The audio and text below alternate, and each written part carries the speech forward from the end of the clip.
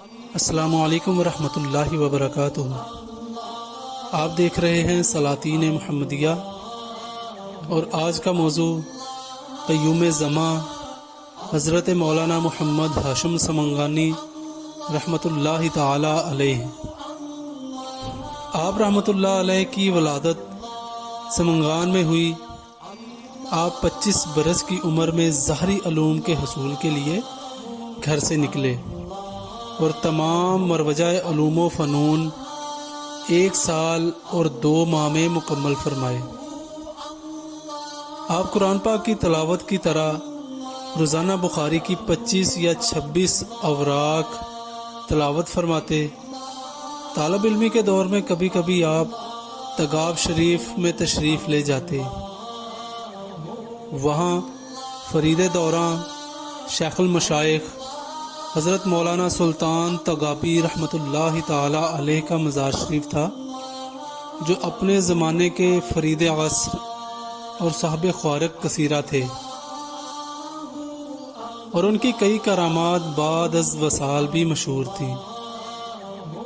مولانا صاحب مبارک ان کے مزار پر اکثر حاضری دیا کرتے تھے۔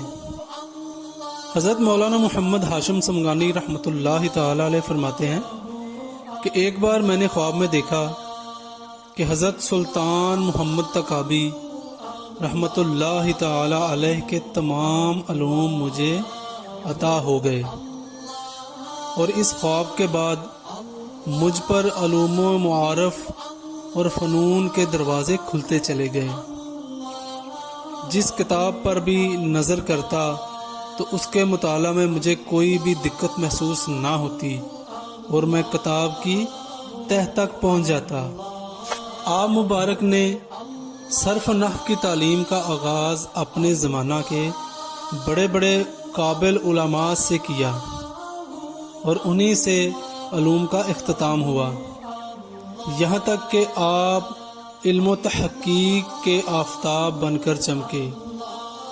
آپ مبارک کو تلاوت کلام پاک سے از حد محبت تھی۔ آپ مبارک 5 گھنٹوں میں مکمل قرآن کریم کی تلاوت فرما لیتے۔ آپ قرآن پاک کے 18 پاروں کے حافظ تھے۔ جب تلاوت فرماتے تو آنکھیں اشکبار ہو جاتی۔ آپ نے صیام داؤدی کے مطابق روزے بھی رکھے، کیونکہ سیدنا داؤد علیہ السلام نے 5 سال روزے رکھے تھے۔ آپ مبارک نے اپنے وقت کے عظیم المرتبت شیخ سلطان الاولیاء شمس العارفین سراج السالکین حضرت مولانا شاہ رسول تعلقانی رحمۃ اللہ تعالی علیہ سے بیعت اور ذکر حاصل کیا۔ آپ نے بہت کم وقت میں اپنے شیخ کامل و مکمل کی صحبت میں رہ کر کمال حاصل کیا، اور حضرت شاہ رسول تعلقانی رحمۃ اللہ تعالی علیہ کے مریدوں اور خلفائے کرام میں بہت بلند مقام حاصل کیا۔ حضرت مولانا محمد ہاشم سمنگانی رحمۃ اللہ تعالی علیہ کی وجہ سے حضرت مولانا شاہ رسول تعلقانی کے سلسلہ طریقت کو بہت عروج حاصل ہوا، اور اللہ تعالیٰ نے بہت زیادہ بہاریں عطا فرمائی۔ کوئی آدمی جب مولانا صاحب رحمۃ اللہ تعالی علیہ کی صحبت میں آ بیٹھتا تو آپ مبارک کی کمال توجہ کی برکت سے بہت جلد مقام ولایت پر سرفراز ہو جاتا۔ گویا کہ آپ مبارک کی محفل اولیاء اکرام کی محفل ہوا کرتی تھی۔ اگر آپ مبارک کسی عالم دین سے گفتگو فرماتے تو وہ عالم دین خود کو علوم سے عاری اور اپنے آپ کو محض ایک عام بندہ سمجھتا، کیونکہ آپ مبارک دقائق اور معارف اکثر قرآن پاک اور احادیث مبارکہ کی نصوص سے بیان فرماتے تھے، اور سامعین تو حالت اضطراب میں رہ جاتے۔ آپ مبارک صاحب خوارق و کرامات تھے۔ ایک مرتبہ آپ کا ایک مرید اپنی کمزور بچی سمیت سیلاب کے پانی میں گر گیا۔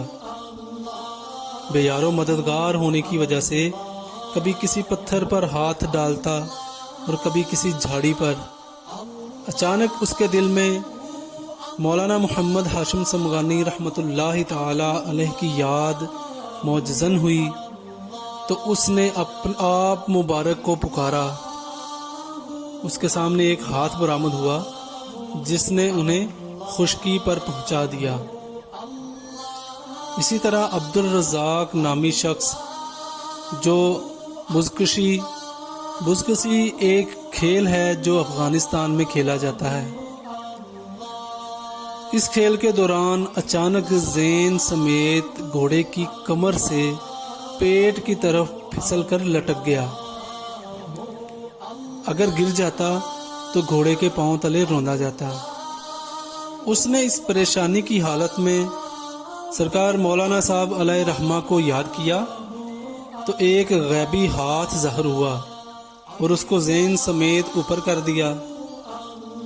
جب یہ واقعہ عبد الرزاق نے مولانا صاحب مبارک کے مریدوں اور عقیدت مندوں سے ذکر کیا تو انہوں نے اس کی تصدیق کی کہ فلاں دن ہم نے مولانا صاحب مبارک کو عبد الرزاق فرماتے سنا تھا،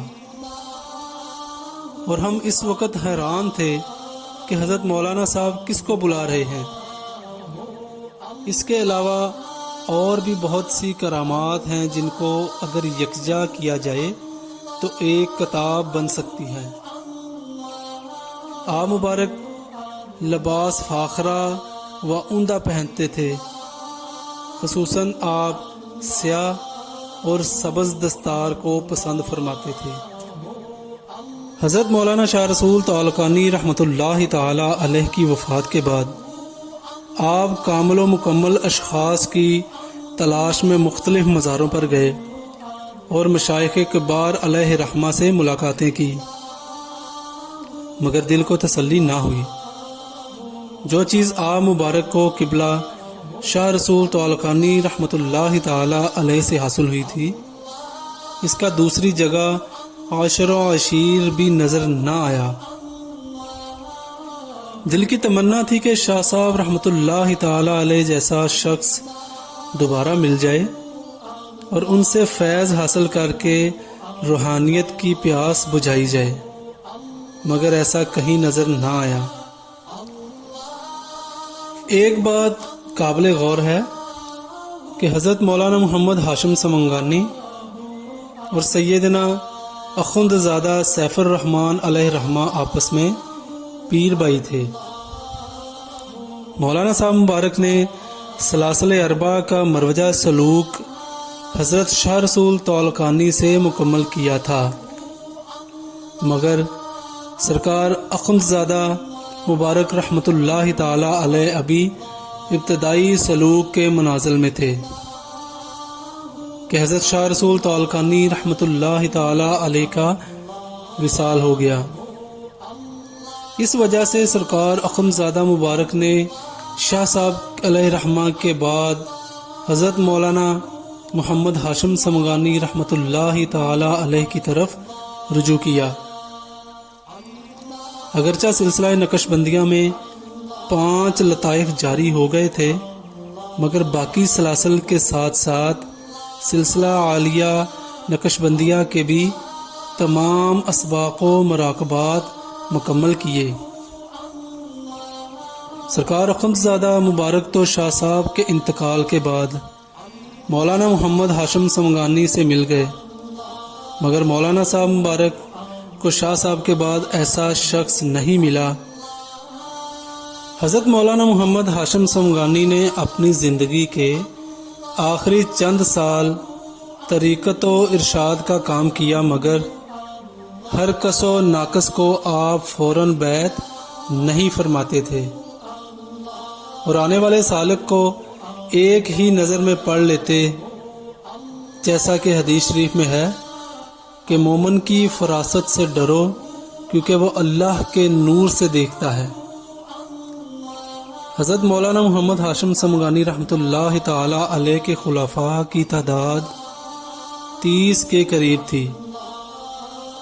وہ خلافت عطا کرنے میں جلدی نہیں فرماتے تھے اور اسباق بھی وقت کے ساتھ تبدیل کرتے تھے۔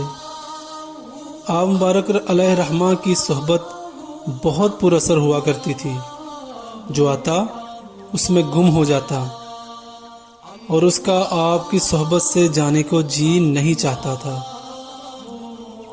صرف وہ لوگ جو دنیاوی نام و نمود کو پسند کرتے وہ آپ کی صحبت سے کچھ حاصل نہ کر سکے۔ اکثر اوقات جس طرح لوگ عام مشائخ کبار کو تحفہ دیتے یا خدمت کرتے تو آپ کی بھی معتقدین خدمت کرتے تو آپ فوراً اسی وقت غربا اور مساکین میں تقسیم فرما دیتے۔ آپ نے کبھی دنیا کی زیب و زینت کو اپنے اوپر سوار نہ ہونے دیا اور اسے کوڑی کے برابر بھی اہمیت نہ دی۔ آپ کے قریبی احباب جانتے ہیں کہ آپ مبارک نے مال و دولت کو اپنے لیے کبھی بھی جمع نہیں فرمایا، بلکہ اکثر اوقات اسے غرباء و مساکین میں تقسیم فرما دیا کرتے تھے۔ میرے دادا مرشد گرامی حضرت سیدنا اخندزادہ مبارک رحمۃ اللہ تعالی علیہ نے مال کی تقسیم کی بابت بہت عمدہ جملہ استعمال فرمایا: نہ طمع، نہ جمع، نہ منع، یعنی کوئی لے آئے تو لالچ نہیں، آ جائے تو جمع نہیں، کیونکہ مال جمع کرنا فقر نہیں، اور اگر کوئی شخص اپنی خوشی سے تحفہ دیتا ہے تو سنت رسول اللہ صلی اللہ علیہ وآلہ وسلم ہے کہ صدقے دل سے اسے قبول کیا جائے اور اسے ضرورت مندوں میں تقسیم کر دیا جائے۔ حضرت قیوم زمان سیدنا و مرشدنا محمد ہاشم سمگانی رحمۃ اللہ تعالی علیہ کا یہی طریقہ تھا۔ حضرت اخندزادہ مبارک علیہ رحمہ کا سینہ مبارک، جو مولانا محمد ہاشم سمگانی رحمۃ اللہ تعالی علیہ کی سخاوت سے سیراب ہوا، اور سرکار اخندزادہ مبارک نے اپنے 18,000 خلفاء کو سیراب کر کے ایسی جماعت تیار کی جس سے آج ایک جہاں فیض یاب ہو رہا ہے، اور دن بدن اس سلسلے کو عروج واقع ہو رہا ہے۔ حضرت مولانا محمد ہاشم سمگانی رحمۃ اللہ تعالی علیہ کو علوم معرف اور تصوف میں ایسی مہارت حاصل تھی کہ جو حقائق و معارف آپ کے پاس تھے وہ دوسرے ہم عصر علماء و مشائخ کو حاصل نہ تھے۔ خصوصاً آپ مکتوبات امام ربانی اور مثنوی شریف مولانا روم میں بہت مہارت حاصل رکھتے تھے۔ آپ اکثر و بیشتر بیمار رہتے، مختلف قسم کی بیماریاں اور امراض آپ کو لاحق تھے، مگر آنے والے سائل توجہ اور فیوز و برکات سے ضرور نوازے جاتے۔ جب آپ کی عمر مبارک 42 سال ہوئی تو تکالیف مزید بڑھ گئیں۔ آپ کو ٹی بی اور طبیعت کا عارضہ لاحق ہو گیا۔ علاج کی غرض سے آپ پاکستان تشریف لائے، مگر بقضائے الہی 9 شوال المکرم 1391 ہجری کو آپ اپنے خالق حقیقی سے جا ملے۔ انا للہ و انا الیہ راجعون۔ آپ کے خلفائے کرام میں سے حضرت سیدنا و مرشدنا اخندزادہ سیف الرحمن المعروف پیر ارچی و خراسانی رحمۃ اللہ تعالی علیہ ہیں، جن کے بارے میں حضرت مولانا محمد ہاشم سمگانی رحمۃ اللہ تعالی علیہ نے خط میں لکھا: جو ان کی نظر میں مقبول ہے وہ میری نظر میں بھی مقبول ہے، اور جو ان کی نظر میں مردود ہے وہ میرے نزدیک بھی مردود ہے۔ ایک اور مکتوب میں بھی فرمایا: جس کا مطلب ہے کہ تم میرا خط پڑھو تو گریہ وزاری کرو، کیونکہ جس وقت میں نے خط تحریر کیا تھا تو میں بھی رویا تھا۔ اور ساتھ ایک شعر بھی تحریر تھا، لوگوں میرے دوست کو سلام پہنچاؤ، میری طرف سے تمہیں سینکڑوں سلام ہوں۔ آپ مبارک نے 2 شادیاں فرمائیں۔ پہلی شادی مرزا حضرت کی بیٹی کے ساتھ اور دوسری شادی حضرت اخندزادہ مبارک کے بڑے بھائی بادشاہ لالا مبارک مولانا عبدالباسط علیہ رحمہ کی بیٹی کے ساتھ۔ پہلی بیوی سے 2 صاحبزادے پیدا ہوئے اور دوسری بیوی سے اللہ تبارک و تعالی نے ایک صاحبزادی عطا فرمائی جس کا نام بی بی فاطمہ رکھا۔ آپ اخندزادہ مبارک رحمۃ اللہ تعالی علیہ کے بھائی کی نواسی ہیں اور ان کی والدہ اور مخدوم زادہ علامہ محمد سعید احمد حیدری جو سرکار مبارک رحمۃ اللہ تعالی علیہ کے بڑے بیٹے ہیں، دونوں ہمشیر ہیں، یعنی دودھ کے بہن بھائی ہیں۔ اس لحاظ سے قبلہ حیدری صاحب مبارک مولانا محمد ہاشم سمگانی رحمۃ اللہ تعالی علیہ کی دختر نیک اختر کے ماموں لگے اور اخندزادہ مبارک رحمۃ اللہ تعالی علیہ کی پہلی زوجہ کی تمام اولاد ان کی خالائیں اور ماموں ہوئے۔ اس وجہ سے محترمہ بی بی فاطمہ سرکار اخندزادہ مبارک کے گھر زیادہ جاتی تھیں۔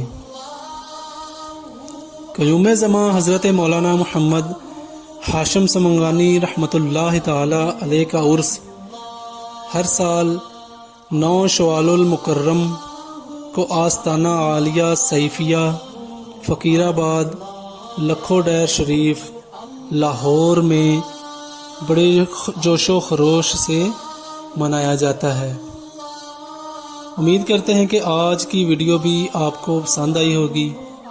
مزید ویڈیوز کو حاصل کرنے کے لیے ہمارے چینل کو سبسکرائب کریں، لائک کریں اور شیئر کریں اور بیل آئیکن کو ضرور دبائیں تاکہ ہر نئی آنے والی ویڈیو آپ تک بر وقت پہنچ سکے۔ السلام علیکم ورحمۃ اللہ وبرکاتہ۔